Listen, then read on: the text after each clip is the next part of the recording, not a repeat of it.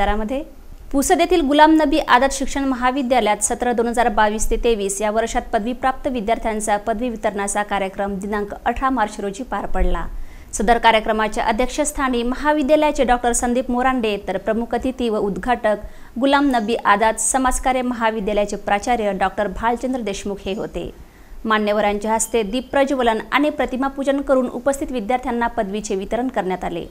प्रमुख अतिथी प्राचार्य डॉक्टर भालचंद्र देशमुख यांनी विद्यार्थ्यांना अतिशय मोलाचे मार्गदर्शन केले।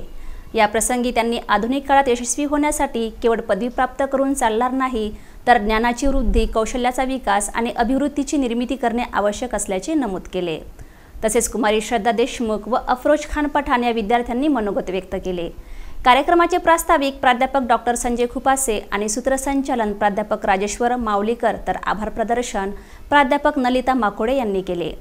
कार्यक्रम संपन्न होण्याकरिता सर्व शिक्षक व शिक्षकेतर कर्मचारी यांनी परिश्रम घेतले।